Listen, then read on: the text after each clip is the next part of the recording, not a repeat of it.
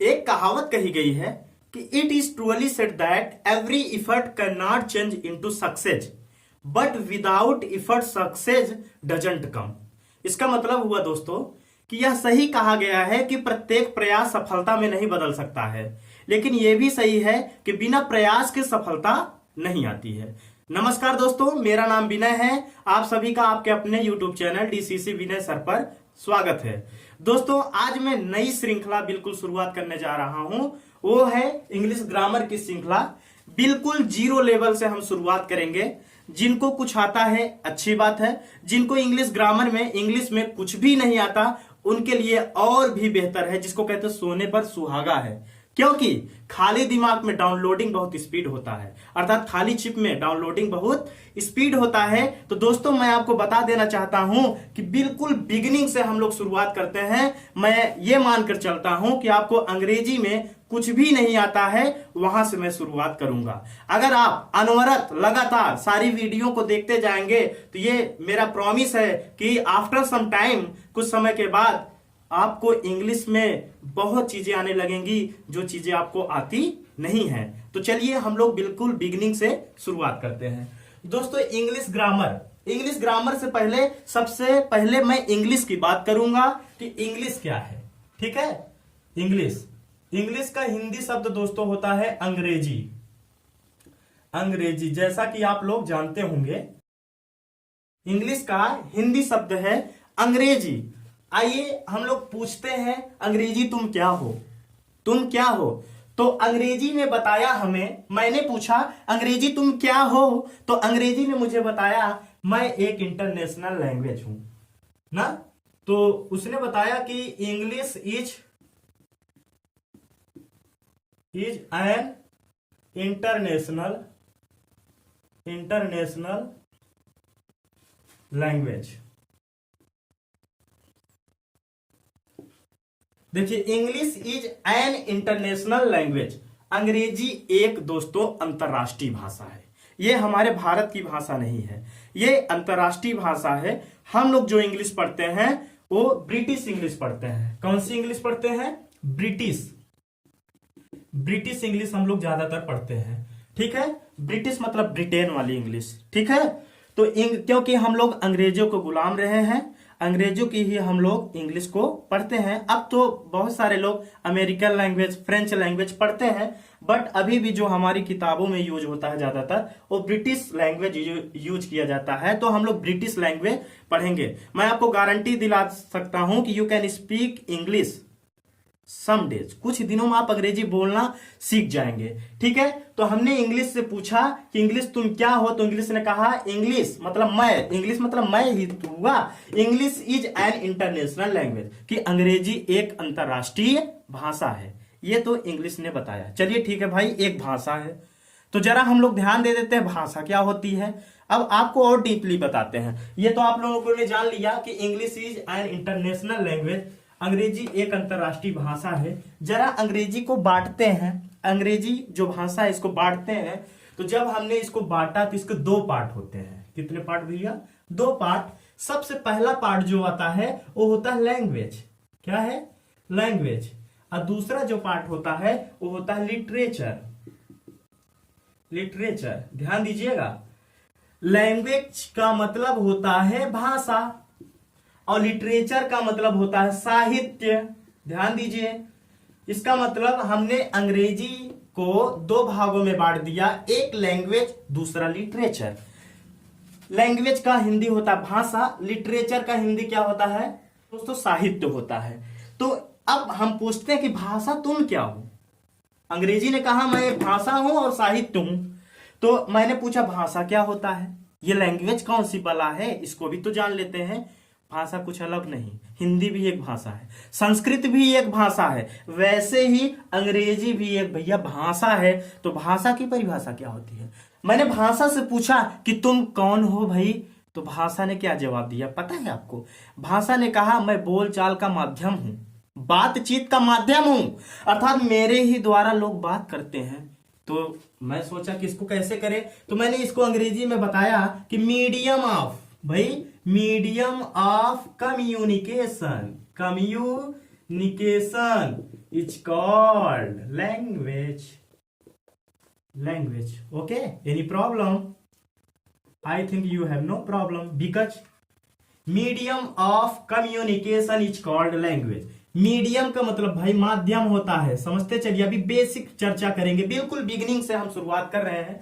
मैंने आपको बताया कि इंग्लिश क्या है. English is an international language. अंग्रेजी एक अंतरराष्ट्रीय भाषा है. इंग्लिश को दो भागों में बांटा गया है, एक लैंग्वेज, दूसरा लिटरेचर. लैंग्वेज को भाषा कहते हैं, लिटरेचर का मतलब होता है साहित्य. भाषा से हमने पूछा तुम कौन हो, तो उसने बताया medium of communication is called language. अर्थात मीडियम का मतलब माध्यम, अब कम्युनिकेशन का मतलब बातचीत या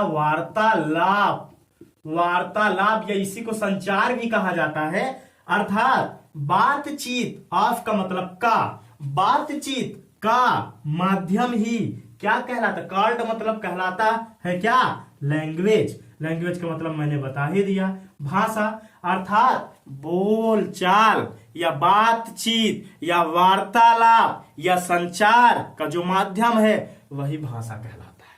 ठीक है, हम लोगों ने भाषा की परिभाषा देख लिया. अब ये साहित्य क्या है भैया, लिटरेचर क्या है. लिटरेचर जो आप लोग बचपन से लेकर के अब तक पढ़ते हो, कक्षा 6, 7, 8, 9, 10, 11, 12, यहां तक BA, MA सब जगह पढ़ते हैं लिटरेचर. प्रोज, पोएट्री, सप्लीमेंट्री, कविता पढ़ते हैं आप लोग, वो भी साहित्य है. कोई कहानी पढ़ते हैं, स्टोरी पढ़ते हैं, वो भी साहित्य है. आत्मकथा पढ़ते हैं, ऑटोबायोग्राफी, वो भी साहित्य है. इसका मतलब साहित्य में किसी लेखक के द्वारा, किसी कवि के द्वारा कहानियां, कविताएं आदि लिखा जाता, वो साहित्य के अंतर्गत आता है.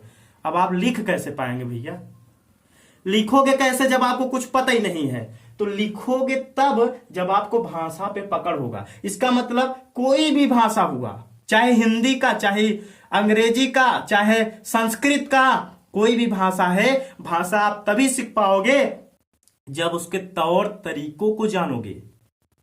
ठीक है ना. आप कॉन्स्टिट्यूशन के बारे में, संविधान के बारे में नहीं जानोगे तो कैसे आपको पता होगा कि इस अनुच्छेद में क्या कहा गया है, इस अनुच्छेद में क्या कहा गया है, अर्थात इस आर्टिकल में क्या कहा गया है, इस आर्टिकल में क्या कहा गया है. उसी तरीके से हमारा जो लैंग्वेज है, अगर आप इंग्लिश का लैंग्वेज जानना चाहते हैं, आप हिंदी का लैंग्वेज जानना चाहते हैं, तो first you have to know व्याकरण. सबसे पहले आपको क्या जानना पड़ेगा, व्याकरण. व्याकरण को इंग्लिश में कहते हैं ग्रामर. क्या कहते हैं, ग्रामर. इसका मतलब हम लोग इंग्लिश ग्रामर पढ़ेंगे तब जाके इंग्लिश लैंग्वेज हमारा कमांड होगा. जब इंग्लिश लैंग्वेज पे कमांड हो जाएगा भाई, तो हम लोग तो साहित्य दौड़ा के लिखेंगे. पता चला कि हम कोई कविता लिखने लगे, स्टोरी लिखने लगे, पोयम लिखने लगे, हमारा ग्रामर ही स्पष्ट नहीं है, व्याकरण ही स्पष्ट नहीं है, लैंग्वेज स्पष्ट नहीं है, तो मिस्टेक कर देंगे. इसका मतलब साहित्य लिखने के लिए आपको लैंग्वेज पे पकड़ होना चाहिए, भाषा पे पकड़ होना चाहिए. तो देख लिया आप लोगों ने, भाषा किसे कहेंगे, medium of communication is called language. और लिटरेचर, साहित्य क्या होता है, भाषा की सहायता से लिखी गई कहानियां, कविताएं, उपन्यास आदि को साहित्य कहा जाता है. साहित्य आप तभी सही लिख पाएंगे जब आपका कमांड लैंग्वेज पे रहेगा. तो अब हम लोग लैंग्वेज सीखना है, भाषा सीखना है, तो क्या करना पड़ेगा, क्या पढ़ना पड़ेगा भाई, ग्रामर. क्या पढ़ना पड़ेगा, नया चीज आ गया, ग्रामर. ग्रामर को हिंदी में कहते हैं व्याकरण. आप लोग हिंदी व्याकरण में पढ़ते हैं. व्याकरण किसे कहते हैं, चाहे हिंदी, संस्कृत, अंग्रेजी किसी का भी हो, तो हिंदी में आप कहते हैं व्याकरण वह विद्या है जिसके द्वारा सही पढ़ना, लिखना, बोलना सीखते हैं, उसे व्याकरण कहते हैं.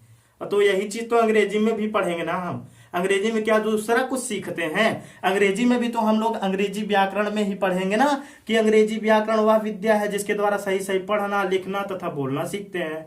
तो आइए हम लोग ग्रामर की शुरुआत करते हैं. ठीक है, तो ग्रामर की शुरुआत करेंगे. आपको सारी चीजें स्पष्ट हो गई होगी, आप इसका स्क्रीनशॉट ले लीजिए. फिर हम ग्रामर से शुरुआत करते हैं. किसके ग्रामर की भाई, इंग्लिश ग्रामर की. बिल्कुल शुरुआत से बात करते हैं. देखिए भाई, इंग्लिश ग्रामर क्या हमारा हेडिंग है, इंग्लिश ग्रामर, अंग्रेजी व्याकरण. ठीक है, इंग्लिश ग्रामर क्या है, सबसे पहले आप ये जान लीजिए इंग्लिश व्याकरण होता क्या है. सबसे पहले ये जानिए, ग्रामर जो होता है ना, ग्रामर शब्द की उत्पत्ति ग्रीक शब्द से हुई है। किससे? ग्रीक शब्द। ग्रामर शब्द की उत्पत्ति ग्रीक शब्द से हुई है। कब हुई थी इसकी उत्पत्ति? लगभग 4004 ईसा पूर्व। ध्यान दीजिएगा, 4004 ईसा पूर्व में ग्रामर की उत्पत्ति हुई ग्रीक शब्द से। वो ग्रीक शब्द क्या है? ग्लैमर। क्या है फ्रेंड? ग्लैमर। क्या है? ग्लैमर। अगर आपसे कोई पूछे ग्रामर शब्द की उत्पत्ति किससे हुई? ग्रीक शब्द से हुई, 4004 ईसा पूर्व में हुई। और वो शब्द कौन सा है? ग्लैमर। अब ग्लैमर का मतलब क्या होता है? सीक्रेट। सीक्रेट का मतलब होता है भाई रहस्य। क्या होता है? रहस्य। इसका मतलब ग्रामर का मतलब क्या होता है? रहस्य। लेकिन बाद में इसी ग्रामर को हम लोग क्या पढ़ने लगे हैं पता है? बाद में इसी ग्रामर का नाम होगा ग्रामेटिका। ग्रामेटिका। क्या नाम हो गया? ग्रामेटिका। क्या हो गया? ग्रामेटिका। लेकिन इस वर्तमान परिस्थिति में हम लोग ग्रामेटिका को बदल करके क्या कर दिए हैं? ग्रामर। क्या कर दिए हैं? ग्रामर। इसका मतलब आप लोग समझिएगा कि इंग्लिश ग्रामर जो है, ग्रामर की जो उत्पत्ति हुई ग्रीक शब्द से हुई 4004 ईसा पूर्व में। और ग्रामर जो है ग्लैमर से निकला है, ग्रीक शब्द ग्लैमर जिसका अर्थ होता है रहस्य। बाद में इसको ग्रामेटिका कहा जाने लगा। बाद में क्या कहा जाने लगा? ग्रामेटिका। अब बस यही ग्रामेटिका इस वर्तमान परिस्थिति में जो प्रेजेंट फिनोमिना है, इस परिदृश्य में हम लोग इसको ग्रामर कहते हैं, व्याकरण कहते हैं। तो आजकल हम लोग यही पढ़ रहे हैं। ये तो हुआ ग्रामर का थोड़ा सा इतिहास। एक चीज और जान लीजिए, जो ग्रामर के जनक हैं, कौन से ग्रामर? इंग्लिश ग्रामर के जो फादर हैं, कौन है भाई? इंग्लिश ग्रामर को जो फादर हैं वो है लिंडली मुर्रे। आप लोग जानते रहिए सारी चीजें। कौन है? लिंडली मुर्रे। कोई आपसे पूछ ले इंग्लिश ग्रामर के जनक कौन है, तो आप बताइएगा लिंडली मुर्रे। तो ये इंग्लिश ग्रामर के बारे में हुआ कि इंग्लिश ग्रामर की उत्पत्ति ग्रीक शब्द से हुई 4004 ईसा पूर्व, ग्लैमर शब्द से। उसका अर्थ होता है रहस्य। बाद में इसी ग्लैमर को ग्रामेटिका कहा जाने लगा। कहीं कहीं यहां डबल एम भी रहता है, तो कंफ्यूज मत होइएगा, ठीक है? ग्रामेटिका। अब बाद में इसे ग्रामेटिका को इस समय वर्तमान स्थिति में ग्रामर कहा जाता है, अर्थात व्याकरण कहा जाता है। तो आइए हम लोग इंग्लिश ग्रामर की परिभाषा भी देख लेते हैं। ये तो थोड़ा सा हमने इतिहास बताया। इंग्लिश ग्रामर के फादर कौन है? जनक कौन है? लिंडली मुर्रे। ये चीजें ज्यादातर किताबों में नहीं रहती है। सारी चीजों को एकदम बेसिक तरीके से पढ़िए, बहुत आराम से चीजों को समझिए। मैं पूरा विश्वास दिलाता हूं कि कुछ समय बाद आपको खुद ही एहसास होगा कि मैं इंग्लिश में काफी तेज हो चुका हूं, ठीक है? आइए इंग्लिश ग्रामर की डेफिनेशन देखते हैं, परिभाषा क्या है। हम कह सकते हैं English grammar is so types of process by which we learn how to read, speak and write correct English। ठीक है फ्रेंड, देखिए ध्यान दीजिए, हमने क्या लिखा? English grammar is so types of process by which we learn how to read, speak and write correct English। इसका मतलब क्या है? एक एक शब्दों को देखिए, मैं एनालिसिस करके बताता हूं, बिल्कुल कंफ्यूज मत होइए। इंग्लिश ग्रामर तो आप जानते हैं, अंग्रेजी व्याकरण। इज का मतलब यहां होता है। सो टाइप्स, इस प्रकार। टाइप्स का मतलब प्रकार होता है। सो टाइप्स का मतलब इस प्रकार। और ऑफ का मतलब का के की, जो अर्थ निकलेगा वही लगाएं। प्रोसेस का मतलब होता है युक्ति या तरीका। देखिए ऐसे समझिए, अंग्रेजी व्याकरण वह युक्ति या तरीका होता है, या इस प्रकार का युक्ति या तरीका है बाय विच। ध्यान दो, बाय विच का मतलब जिसके द्वारा। क्या होता है भाई? जिसके द्वारा, मतलब अंग्रेजी व्याकरण इस प्रकार की युक्ति या तरीका है जिसके द्वारा, मतलब by which we learn. We मतलब हम, लर्न मतलब सीखते हैं, जानते हैं। We learn how to read. How माने कैसे, रीड माने पढ़ा जाता है। जिसके द्वारा हम जानते हैं हाउ टू रीड, कैसे पढ़ा जाता है। स्पीक, कैसे बोला जाता है, स्पीक का मतलब बोलना होता है, कैसे बोला जाता है, एंड राइट कैसे लिखा जाता है, करेक्ट इंग्लिश सही अंग्रेजी, उसी को क्या कहेंगे, अंग्रेजी व्याकरण। इसका मतलब अंग्रेजी व्याकरण वह विद्या है, यह वह युक्त यह तरीका है जिसके द्वारा हम सही सही पढ़ना लिखना तथा बोलना सीखते हैं। ठीक है, अंग्रेजी सही सही पढ़ना लिखना बोलना सीखते हैं। तो English grammar is so types of process by which we learn how to read speak and write correct English is called English grammar. Already हमने यहां लिख दिया है। तो ये तो अंग्रेजी व्याकरण की परिभाषा हो गई, आप लोग लिख लीजिएगा। अंग्रेजी व्याकरण वह युक्त यह तरीका है जिसके द्वारा हम सही सही पढ़ना लिखना तथा बोलना सीखते हैं। ठीक है, English grammar is so types of process by which we learn how to read speak write correct English is called English grammar. ठीक है, ये तो इंग्लिश ग्रामर की डेफिनेशन हो गई, आप लोगों ने देखा। अब आइए कुछ और बातों पर हम लोग अमल करते हैं और डिस्कशन करते हैं। ठीक है, इंग्लिश ग्रामर को दोस्तों मुख्य रूप से 3 भागों में बांट के हम लोग पढ़ते हैं। जो अंग्रेजी व्याकरण है इसके 3 भाग मुख्य रूप से होते हैं। एक होता फोनेटिक्स, एक होता फोनेटिक्स जिसको कहते हैं ध्वनि शास्त्र, ध्वनि शास्त्र। ठीक है, दूसरा जो होता है भाई वो होता है मॉर्फोलॉजी, मॉर्फोलॉजी जिसको क्या कहते हैं शब्द शास्त्र, शब्द शास्त्र। और तीसरा जो होता है उसको कहते हैं सिंटैक्स, सिंटैक्स जिसको हम कहते हैं वाक्य विन्यास, वाक्य विन्यास।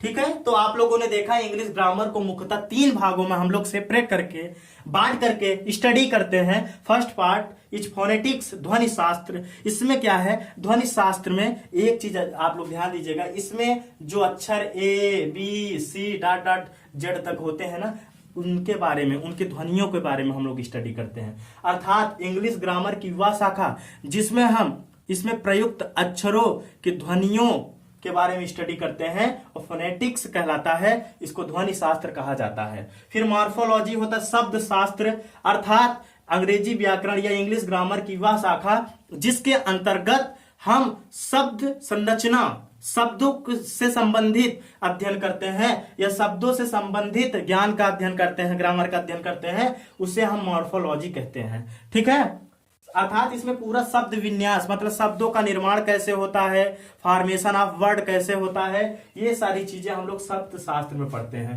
अर्थात इसमें वर्ड फॉर्मेशन की स्टडी हम लोग करते हैं। ठीक है, वर्ड फॉर्मेशन। फिर वर्ड फॉर्मेशन में शब्दों का निर्माण कैसे होगा, कौन शब्द कैसे बनता है, जुड़ता कैसे है, ये मॉर्फोलॉजी मतलब शब्द शास्त्र में स्टडी करते हैं। तीसरा जो इंपॉर्टेंट है वो सिंटैक्स है, वाक्य विन्यास।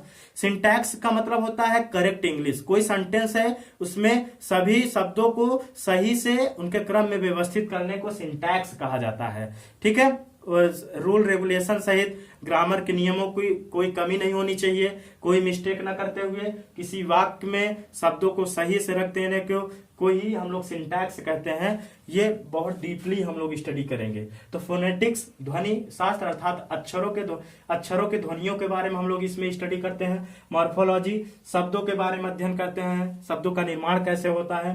सिंटैक्स में किसी वाक्य में सही सही शब्दों का इस्तेमाल कैसे किया जाता है, व्याकरण का इस्तेमाल कैसे किया जाता है, ये सारी चीजें हम लोग सिंटैक्स में स्टडी करते हैं।